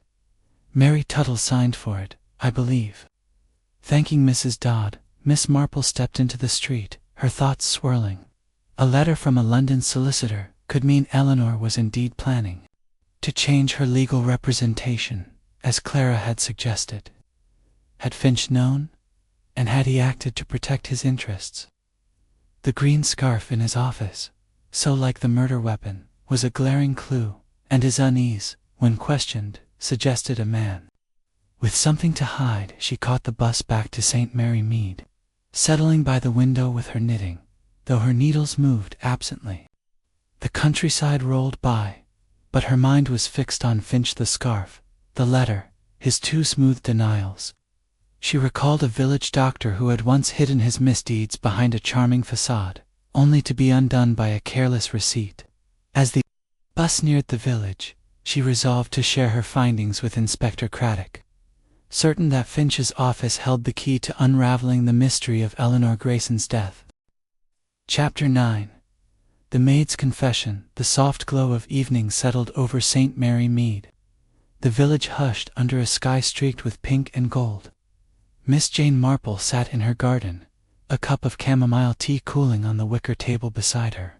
Her knitting lay untouched, her thoughts consumed by the threads of Eleanor Grayson's murder, the green silk scarf, the charred fragments in the grate, the letter from a London solicitor, and the nervous figure of Mary Tuttle, whose evasions hinted at a secret yet to be uncovered. Miss Marple knew that frightened people often held the truth in their trembling hands, and she resolved to speak with the maid again, this time with a gentleness that might coax out what fear had locked away. She recalled a young servant from her youth, whose tearful confession about a stolen ring had revealed a blackmailer's plot. Mary, she suspected, was no murderer, but her silence was a veil over something vital. The next morning, Miss Marple walked to Willow Cottage, her umbrella tucked under her arm despite the clear sky. The village was stirring, with the milk cart rattling down the lane and children chasing a stray dog across the green. The cottage looked forlorn, its windows dark and the dahlias in the garden drooping as if in mourning. Miss Marple knocked softly on the kitchen door, and Mary answered, her apron slightly askew and her eyes red-rimmed, as if she had been crying. "Good morning, Mary," Miss Marple said, her smile as warm as sunlight. "I thought I might see how you're faring.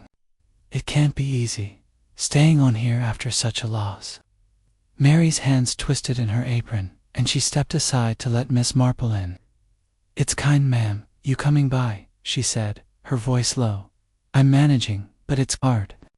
The house feels so empty without her." She gestured to a chair at the kitchen table, where a single teacup sat, its rim unchipped. Unlike the one in the parlor, Miss Marple settled into the chair, her handbag on her lap. The kitchen was spotless, its copper pans gleaming, but the air held attention, as if the walls themselves were holding their breath. "You were very fond of Mrs. Grayson, weren't you?" she began, her tone gentle. "She must have been a kind mistress." Mary nodded, her eyes filling. "She was, ma'am. Never raised her voice, not even when I broke a plate once. Gave me a home when I had none." Her voice cracked, and she looked down, her fingers clutching the edge of the table. Miss Marple leaned forward slightly, her eyes kind but searching. "It's natural to feel shaken, my dear, especially when you saw so much that day. I've been thinking about the parlor, and that ash on the hearth. You said no fire was lit, but something was burned, wasn't it? It's hard to keep such things to yourself." Mary's face paled, and her hands trembled. I don't know anything about that, ma'am. I swept the grate that morning, like I said. I didn't see no fire." Miss Marple's smile remained, but her gaze held steady. "Of course, Mary. But sometimes we see things we don't realize are important. Like that pearl I found in the garden. Mrs. Grayson's, you said. It's easy to misplace things in a busy house, isn't it?" She paused, noting the flush creeping up Mary's neck. "Or perhaps you heard something that day, something that frightened you." Mary's eyes darted to the door, then back to Miss Marple. For a moment, she seemed poised to flee, but then her shoulders slumped, and a sob escaped her. "Oh, ma'am, I didn't mean no harm. I took the earring. I did Mrs. Grayson's pearl earring, from her jewelry box. I was going to put it back. I swear, but I needed money for my brother. He's sick and can't work. I thought she wouldn't miss it, just for a bit." Miss Marple reached out, patting Mary's hand gently. There, my dear. It's a hard thing to carry such a secret. But you didn't hurt Mrs. Grayson, did you?" "No, ma'am." Mary's voice was fierce, her tears spilling over. "I'd never. She was good to me. I only took the earring a week ago, and I was going to sell it in Much Benham, but then she was gone." Miss Marple nodded, her mind flashing to a maid in St. Mary Mead who had stolen a locket to pay a debt, only to reveal a greater crime under questioning. "I believe you, Mary, but there's more, isn't there? Something you heard or saw that day, perhaps when Mr. Finch was with Mrs. Grayson." Mary's breath hitched, and she wiped her eyes with her apron. "I didn't mean to listen, ma'am, but I heard them in the parlor. Before Mrs. Brent came for bridge, Mr. Finch was talking loud, almost angry, said something about the will. How it wasn't right for her to change it without telling him. Mrs. Grayson told him it was her business, not his, and he should stick to his job. He left soon after, slamming the door." Miss Marple's heart quickened, though her expression remained serene. "That must have been upsetting to hear," she said softly. "Did you see him leave?" Mary nodded, her voice steadier now. "I was in the hall, dusting. He stormed out, his face red. Didn't even look at me. I went back to the kitchen after that, and I didn't come out till I found her. And the letter Mrs. Brent mentioned," Miss Marple pressed gently. "The one Mrs. Grayson was reading. Did you see it?" Mary frowned, her fingers stilling. "There was an envelope on the parlor table when I brought in the tea tray, before Mrs. Brent left. Thick, like it had papers inside. I didn't see what it said, but it had a London postmark. Mrs. Grayson tucked it into her desk when I came in." Miss Marple's eyes brightened behind her spectacles. The letter from a London solicitor, as Mrs. Dodd had described, was no mere charity appeal. "You've done very well to tell me this, Mary," she said, her voice warm. "It's a heavy burden, keeping such things inside. Have you told the inspector?" Mary shook her head, her eyes wide with fear. "No, ma'am. I was afraid he'd think I had something to do with it, because of the earring. I didn't want trouble." Miss Marple patted her hand again. "You must tell Inspector Craddock everything, my dear. The truth is the best way to clear your conscience. And don't worry about the earring. I'll speak to the inspector myself, and we'll see it's handled kindly." Mary nodded, her tears slowing. "Thank you, ma'am. I didn't mean to cause harm, truly." "I know," Miss Marple said, rising from the chair. "You're a good girl at heart." She left the kitchen, her mind buzzing with Mary's confession. The earring was a small sin, born of desperation, but the overheard argument between Finch and Eleanor was a revelation. It confirmed Clara's hint of Eleanor's distrust and suggested a motive for Finch, one tied to the will, and perhaps the letter now ashes in the great dot. Miss Marple walked to the police station, her umbrella tapping the path as the village woke. Fully to the day, Inspector Craddock was in his office, his desk littered with reports and a cold cup of tea. He looked up as she entered, his expression a mix of resignation and curiosity. "Miss Marple, I might have known you'd turn up with something new. What is it this time?" She settled into a chair, her handbag on her lap. "I've just spoken with Mary Tuttle, Inspector. She's admitted to taking a pearl earring from Mrs. Grayson, out of need for her brother's medical bills. But more importantly, she overheard an argument between Mrs. Grayson and Mr. Finch that morning. He was upset about her plans to change her will, and she told him to mind his own business. He left in a temper." Craddock's eyebrows rose, and he reached for his notebook. "That's something all right." Finch didn't mention any argument. Said it was all routine business. "And the earring petty theft, but it shows she's not above lying." "She's frightened, Inspector," Miss Marple said softly, "but I believe her about the argument." She also saw a thick envelope with a London postmark in the parlor, which Mrs. Grayson put away quickly. "It may be the letter Mrs. Dodd mentioned, from a London solicitor." Craddock scribbled furiously, his skepticism giving way to interest. "We're still checking Finch's records. And we've got a lead on that scarf traced to a London shop. Exclusive, not cheap. If Finch was angry about the will, and that scarf's his."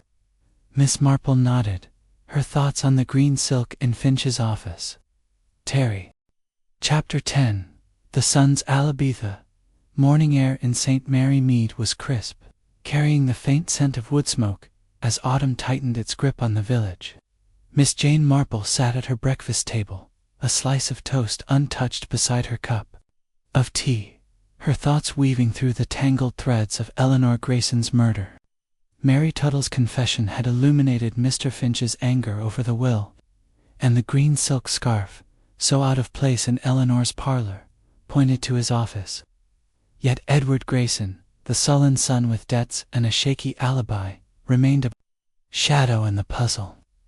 His claim of spending the afternoon at the Blue Boar had been undermined by Tom Willis's account, and Miss Marple knew that a young man's desperation could lead to dark deeds. She recalled a case in her youth, where a nephew's false alibi had crumbled under the weight of a barmaid's memory, and she resolved to test Edward's story further. She donned her tweed coat and straw hat, her umbrella a precaution against the gathering clouds, and set out for the Blue Boar. The pub was a low-beamed building at the heart of the village, its windows glowing with the promise of warmth. Inside, the air was thick with the smell of ale and polished wood, and a few early patrons nursed their pints in quiet conversation. Tom Willis, the barman, was stacking glasses behind the counter, his ruddy face breaking into a nod as Miss Marple approached. "Good morning, Tom," she said, her smile as disarming as ever. "I've been thinking about poor Mrs. Grayson and her son. You mentioned Edward was here the day she died, but only briefly. Could you tell me a bit more about that afternoon?" Tom wiped his hands on a cloth, his brow furrowing. Miss Marple, I've been over it with the inspector, but I'll tell you what I saw. Edward came in around noon, looking like he'd Had a row face all pinched, checking his watch every minute. Had a pint, maybe two, and talked to that city fellow I mentioned. They were at it for a bit, heads close, voices low but sharp. Edward left before 1, didn't come back till Mary Tuttle ran in, screaming about her mistress. Miss Marple's eyes brightened behind her spectacles. "This city fellow," she said, her voice soft. "Can you describe him? It's curious." "A stranger in St. Mary Mead that day." Tom scratched his chin, thinking. Tallish dark hair, wore a sharp suit gray, with a fancy tie. Had a way about him, like he was used to giving orders. Didn't stay long after Edward left. Took off. Toward the station, I think.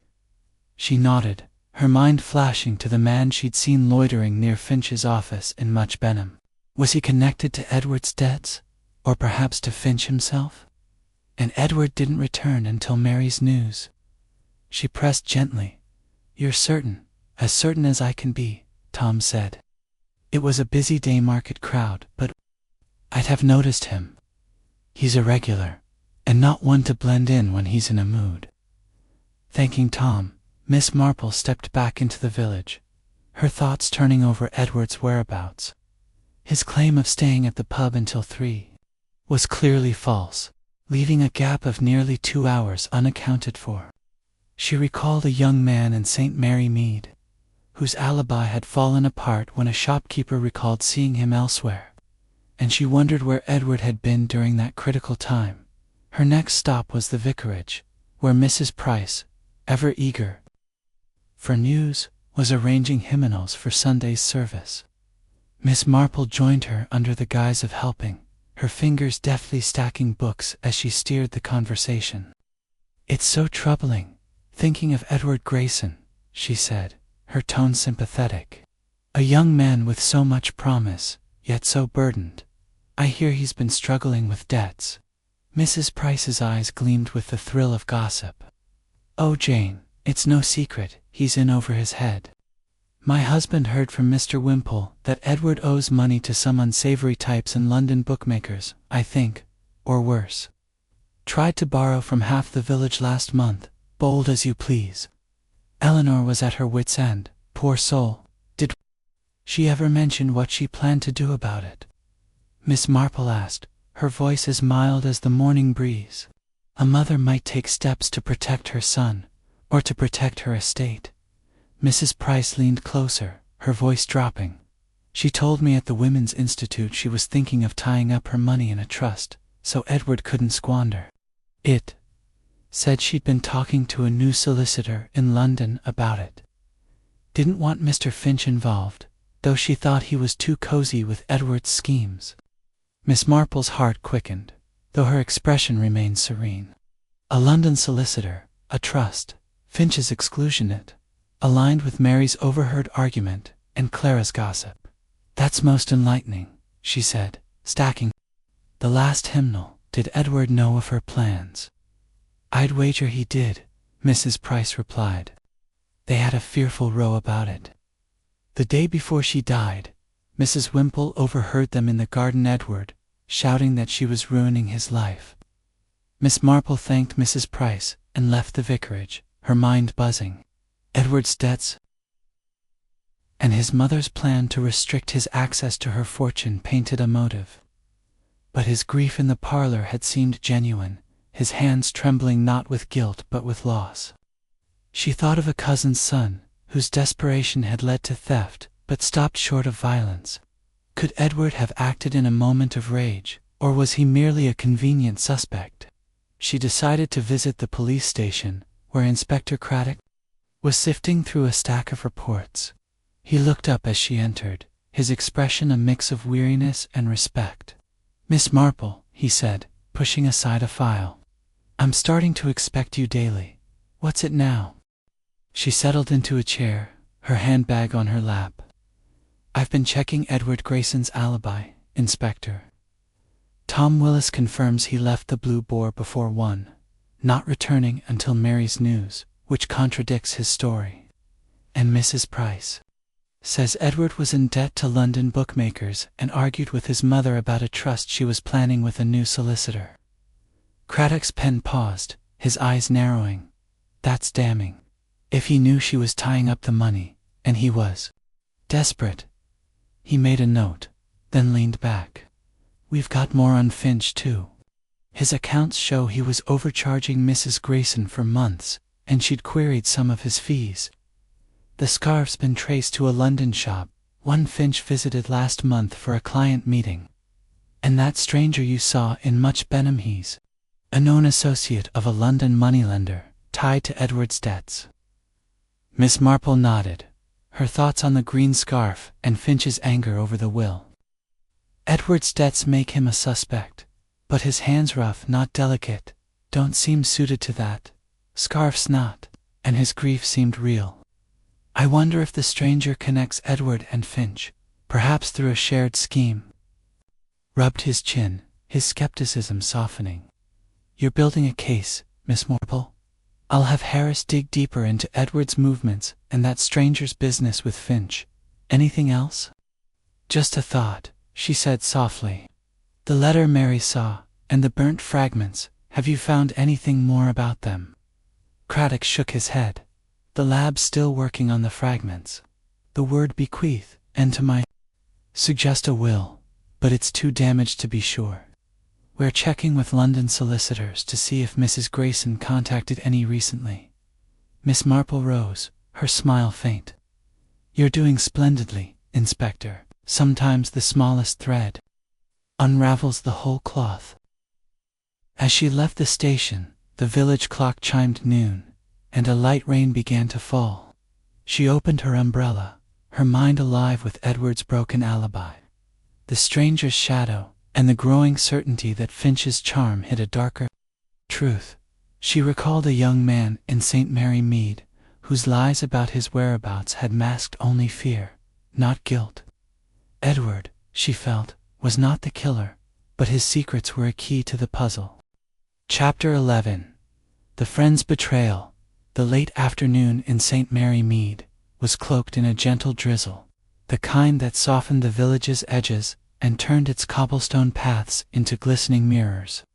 Miss Jane Marple sat in her sitting room, the fire crackling softly, casting shadows on the walls, adorned with her mother's watercolors. Her knitting lay idle in her lap, the pink shawl a forgotten promise as her mind wove through the intricate threads of Eleanor Grayson's murder. The green silk scarf, the burnt fragments in the grate, Mary's confession, and Edward's crumbling alibi had all pointed to Mr. Finch's polished deceit. But Mrs. Clara Brent's nervous gossip nagged at Miss Marple like a loose stitch. Clara's mention of Eleanor's distrust of Finch and the mysterious letter suggested she knew more than she had let on. Perhaps unwittingly. Miss Marple knew that gossip, like a village stream, often carried nuggets of truth beneath its chatter, and she resolved to press Clara further. She invited Clara for tea the next morning, choosing a time when the village would be quiet, the better to coax out secrets. Clara arrived promptly, her stout figure bustling through the garden gate, her umbrella dripping from the persistent rain. "Jane, you're a saint to have me on such a dreary day," she said, shaking out her coat in the hall. "This weather makes one feel positively entombed." Miss Marple smiled, leading her to the sitting room where a tray of tea and shortbread awaited. "Nonsense, Clara," she said, pouring from a floral teapot. "A warm fire and good company are the best remedies for gloom. I've been thinking of poor Eleanor and how close you two were. It must weigh on you, knowing her final hours." Clara's face softened, though her eyes held a flicker of unease. "It does, Jane. She was my dearest friend, always so generous with her time. To think she was taken so cruelly." She took a sip of tea, her hands steady, but her fingers tightening on the cup. Miss Marple nodded, her knitting needles clicking softly as a pretext for calm. "You mentioned she was distracted that morning, reading a letter. It's such a small thing, but I keep wondering about it. Did you notice anything particular about it? Its size, perhaps, Or the handwriting? Clara frowned, setting her cup down. Well, I didn't pay it much mind at the time. It was just an envelope on the parlor table, creamy paper, quite thick. I thought it was from one of her cousins, but she tucked it away when I came in, as if she didn't want me to see. I suppose it could have been important. Miss Marple's eyes brightened behind her spectacles, though her expression remained serene. Important enough to hide, she mused, her voice soft. You also said Eleanor was displeased with Mr. Finch, thinking of a new solicitor. Did you ever discuss that with anyone else, Clara? It's the sort of thing one might mention in passing. Clara's cheeks flushed, and she shifted in her chair, her hands smoothing her skirt. Well, I may have said something to Mr. Finch himself, a week or so ago. We met at the post office, and I told him Eleanor was talking about changing solicitors. I thought he ought to know, in case there was a misunderstanding to clear up. He was ever so polite, but I could tell he wasn't pleased. Miss Marple's needles paused, her heart quickening. You told Mr. Finch, she repeated, her tone as gentle as a summer breeze. That was thoughtful of you, Clara. What did he say? Clara's flush deepened, and she looked down at her hands. He said it was news to him, and he'd speak to Eleanor about it.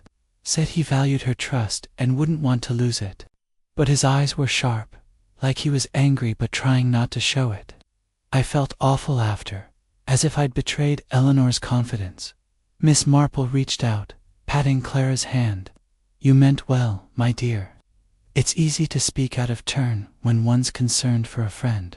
She thought of a village gossip in her youth, whose careless remark about a will had sparked a family feud.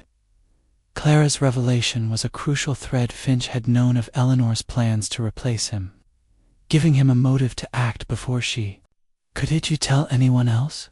She asked, her voice still soft. Clara shook her head, her curls bouncing. No, only Mr. Finch. I didn't want to spread it further. Eleanor was so private, you see, and I felt guilty enough as it was. Miss Marple nodded, her mind racing. Clara's loose tongue had likely set events in motion, but her presence at the cottage that morning seemed incidental. The letter, though, was another matter.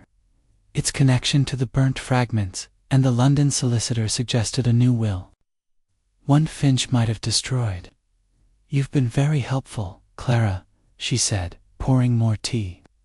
It's these little details that help us understand what happened. Clara preened slightly, relieved to be useful. I do try to notice things, Jane. It's why Eleanor confided in me. Not that I'd repeat it to just anyone, of course. Of course, Miss Marple agreed, though she knew Clara's discretion was as fleeting as morning mist. As she saw her guest to the door, the rain had eased, leaving the garden sparkling. Do take care, Clara, and if you recall anything more about that letter, you'll let me know. Clara nodded, pulling on her mackintosh. I will, Jane. It's all so dreadful, isn't it? She hurried off, her umbrella bobbing down the lane. Miss Marple returned to her armchair, her knitting untouched as she pondered Clara's words. The betrayal, however unintentional, had given Finch knowledge and motive. She recalled the green scarf in his office, the burnt fragments in the grate, and Mary's account of his anger. The pieces were aligning, but the letter remained a shadow. Its contents perhaps the key to the murder. She decided to visit Inspector Craddock, donning her coat and stepping into the damp village. The police station was quiet, save for the clatter of a typewriter as Constable Harris worked in the corner. Craddock looked up from his desk, his face lined with fatigue. Miss Marple, he greeted, setting aside a report. I'm starting to think you're solving this case. What's new? She settled into a chair, her handbag on her lap. I've just spoken with Mrs. Brent, Inspector. She admitted to telling Mr. Finch that Mrs. Grayson was considering a new solicitor, a week before the murder. He was displeased, to say the least. She also described the letter in the parlor thick creamy paper, possibly from the London solicitor Mrs. Dodd mentioned. Craddock's pen scratched across his notebook, his eyes narrowing. That's a motive, all right. If Finch knew he was losing her business, and maybe control of her estate. He leaned back, rubbing his chin. We've got more on him. His accounts show he was skimming from Mrs. Grayson's investments, small amounts, but enough to notice. And the scarfits from a London boutique he visited last month. We're waiting on confirmation he bought it. Miss Marple nodded, her thoughts on the green silk and Finch's strained composure. And the stranger, in much Benham, she asked. Any connection to Finch or Edward? Craddock sighed. He's a debt collector, works for a London moneylender. We think he was pressing Edward, but there's no direct link to Finch yet. The burnt fragments are still at the lab, too damaged to read more, but they're consistent with legal paper, like a will draft. Miss Marple's lips pursed slightly. Clara's gossip gave Finch a reason to act, Inspector. If he thought Eleanor was changing her will, cutting him out as executor, or exposing his overcharges. She trailed off, her mind on a village lawyer whose greed had led to forgery, undone by a clerk's testimony. Craddock made another note. I'll bring Finch in for questioning, and Clara, she needs to confirm this in a statement. Anything else? Just a thought, Miss Marple said softly. The scarf's knotted was tight, precise. Not the work of a panicked hand. Mr. Finch's calm demeanor suggests a man who plans carefully. Craddock nodded, his expression grim. You're painting a picture, Miss Marple. I'll have Harris follow up with Clara and check Finch's office again. As she left the station, the village was settling into evening, the lights in the cottages glowing like fireflies. Miss Marple walked home, her umbrella tapping the path, her mind alive with Clara's betrayal and Finch's motive. She recalled a gossip in St. Mary Mead, whose careless words had led to a theft. Clara was no villain, but her slip had tightened. The noose around Finch, and Miss Marple felt the truth was near, hidden in the ashes of a burnt will. Chapter 12. The final deduction. The village hall of St. Mary Mead stood at the heart of the community. Its sturdy beams and polished floor a stage for countless fates, meetings, and now, a reckoning. The late afternoon light streamed through the tall windows, casting long shadows across the rows of chairs arranged for the occasion. Miss Jane Marple sat near the front, her hands folded neatly in her lap, her straw hat perched on the seat beside her. Inspector Craddock had agreed to her request to gather the suspects: Edward Grayson, Mary Tuttle, Mr. Lionel Finch, and Mrs. Clara Brent, for what she called a little clarification. Her voice had been mild, but her eyes held the quiet certainty of a woman who had unraveled the knot of Eleanor Grayson's murder. The hall was nearly silent as the four arrived, their faces a study in varied emotions. Edward's sullen unease, Mary's nervous fidgeting, Finch's polished composure, and Clara's anxious chatter, which faltered under the weight of the moment.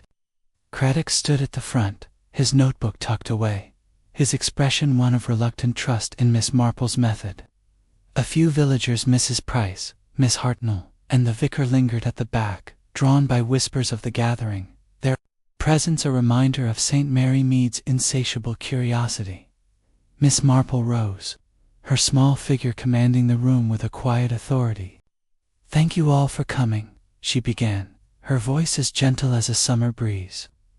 "I know this is a painful matter, but the truth about Mrs. Grayson's death must be faced. It's a simple thing, really, when one looks at the small details, those little threads that weave the whole cloth." She turned to the group, her eyes resting briefly on each face. "Let us begin with the scarf, the green silk scarf that took poor Eleanor's life. It was not hers, as Mary Tuttle confirmed, and its vibrant hue was unlike anything in her wardrobe. Yet I saw its match in Mr. Finch's office, first as a handkerchief, then as a scarf on his coat rack. A curious coincidence, don't you think?" Finch's smile remained, but his fingers tightened on the arm of his chair. "A coincidence indeed, Miss Marple," he said smoothly. "As I told you, such items are gifts from clients. I'm hardly the only one to own green silk. Miss Marple nodded, her expression serene. Quite so, Mr. Finch. But the scarf was traced to a London boutique you visited last month. A detail the inspector confirmed. And then there's the letter, the thick envelope with a London postmark that Mary saw in the parlor, and Mrs. Brent noticed Eleanor put away quickly. Mrs. Dodd at the post office mentioned a similar letter, from a London solicitor, delivered days before. It suggests Eleanor was planning to change her legal affairs, perhaps her will. Clara shifted uncomfortably, her cheeks flushing. I only saw it for a moment, Jane. I didn't mean to pry. Of course not, Clara, Miss Marple said kindly. But you did mention Eleanor's distrust of Mr. Finch to him, a week before her death. You meant to help, but it gave him knowledge and a motive. Eleanor was considering a new solicitor, one who might set up a trust to protect her estate from Edward's debts. Mr. Finch, as her executor, stood to lose control, and perhaps his illicit gains from overcharging her, as the inspector's review of his accounts revealed. Finch's composure wavered, his smile thinning. This is speculation, Miss Marple. I served Eleanor faithfully. She had no complaints when I saw her last. Miss Marple's eyes met his, steady and unyielding. Did she not? Mary overheard your argument that morning, Mr. Finch. You were angry about her plans to change her will, insisting it was your business.